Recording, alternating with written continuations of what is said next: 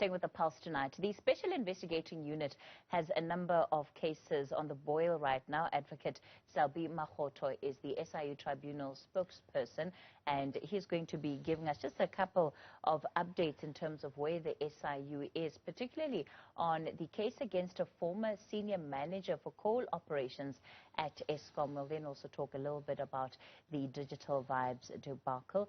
Advocate Makgotho, good evening to you, and thank you so much for your time. Good afternoon, Ms. Kathy. Thank you for the kind invitation. Sure. Undoubtedly, when we look at the reports that you've been issuing, the number of statements that come out of the SIU's office, the Tribunal's office on a weekly basis, there's no question about the fact that you are inundated with work. There's no shortage of things to get done. Before we start with the specific case of Eskom, did you anticipate that the scale of the work that you're doing would be what it is, and that the nature of corruption that we're seeing in the state would be what it is, and the patterns that exist would be the way they are? Thanks very much. Maybe just a slight correction. Yeah. We are not an SIU tribunal. Yes, we are the Special Tribunal. Yes. Apologies for that. Yes, no, thanks. So as a Special Tribunal, as soon as we started in 2019, there was an indication that indeed there were lots of funds that needed to be recovered. There were lots of indications that things were not right. The allegations of fraud, corruption, malfeasance in as far as state organs were rife. And those were proven as soon as we started enrolling the first cases. I recall the first case was the life acid money issue. And a trail of payments had been made, and irregularities were proven, and as and when cases started coming in, at the rate where we are now, I can confidently say a lot of wrongdoing has happened, and we are currently in the process of getting things right.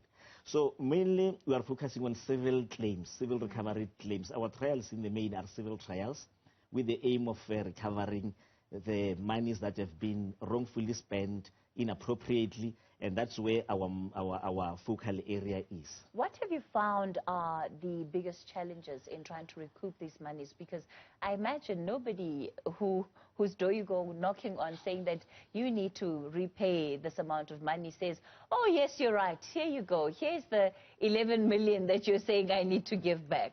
There were quite, I've observed some new developing trends. The Special Tribunal, as soon as it came in, the SIU did not have to go to the high courts like it used to happen in the past, stand in the queue, having matters there enrolled as early as 2013, that remained unresolved. So with the Special Tribunal, we have provided expeditious and effective litigation. But now that also comes in with a price, because as soon as the matter is ready for trial, a party who is supposed to come and give an account of what happened to the finances suddenly runs out of funds. So you have people, mainly the respondents, who will come in. We had the case of Mr. Makgotho last week in KZN, and Mr. Makgotho suddenly does not have money. We had the case of the former executive at Eskom, Mr. Msagala. We were pursuing a civil claim of 18.4 million. He came to court and does not have money. So this is the thing that we think people might be observing, that the Special Tribunal is now here, and now as and when we are supposed to finalize matters, these are just some of the challenges that we anticipate. But now there is another thing that actually got us worried on Monday this week. The SIU had approached the Special Tribunal to look into the Beitbridge border fence matter. They had their affidavits, their papers were in order. But now when we had to get into the trial, there are no witnesses. The witnesses tell the court through the counsel of the SIU they could not get the cooperation of the witnesses, the expert witnesses for that matter, because they say they fear for their lives. So all these things, I could say, are challenges, and as and when we move along, we do realize that the higher we go, the more challenges we get. But we remain resolute that we will stick to what we are established to do, and that is to recover the money. Ultimately, when somebody who you are seeking, let's say 18 million from, as you've given us the example, says, I am bankrupt and I'm unable to continue with this process with you, what do you as the special tribunal do? Do you have to then go back and actually ask for proof of this person's bankruptcy effectively? And you know, what if they've put money elsewhere? How do you manage that? In a trial, one of the things that it needs to be proven is the fact that one is indeed out of funds.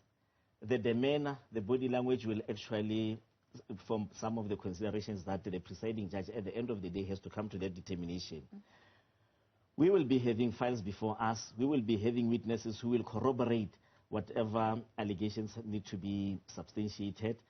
And if ever at the end of hearing the evidence, having gone through what the expert witnesses are saying, a fair determination will be made, a fair and competitive and just and equitable one for that matter.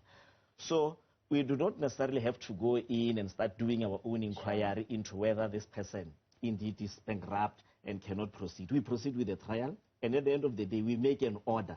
So the order will indicate that this amount need to be recovered and it ought to be forfeited to the state, like it happened with Eskom, with the Transnet employee, Mr. Msagala. And with the letter also, we found that there are quite a number of things. So what we do is that once we make an order, it becomes the responsibility of the people who brought the matter to the tribunal to implement that order. And if ever they are experiencing problems of accessing the funds, if ever the person does no longer have any money, they will come back to the special tribunal for a reconsideration of the order.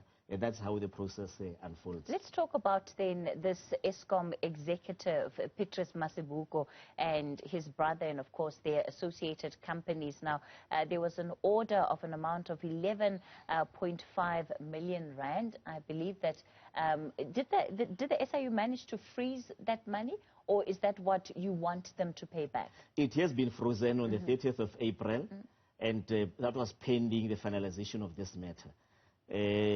Mr. Masibuko Petrus is a suspended manager at Eskom. He was responsible for coal operations. And later on, that is what the judge actually found. Later on, he formed a company with Tepune Keja Projects Pty Ltd. That ultimately got into a joint venture with Commodity Africa Managers Pty Ltd. And they were now responsible for the movement of coal to the different Eskom power stations across the country. That has been done without getting prior approval or without declaring his interest in terms of the Eskom's conflict of interest policy. So that money has been preserved. And now it was found that those were the monies that were wrongfully awarded, the contract was inappropriately awarded, and as such, then it's, in terms of the order, it needs to be forfeited to the state. So the order reads that it is actually is supposed to be transferred to the SIU's trust account. And do we have any further updates where the Digital Vibes matter is concerned? In terms of the Digital Vibes matter, just last week, there were new papers that were filed. Those were supplementary affidavits by the SIU. They are before the Special Tribunal. And these ones actually supplement those papers that were initially filed with the aim or a final objective of reviewing and setting aside the 150 million contract.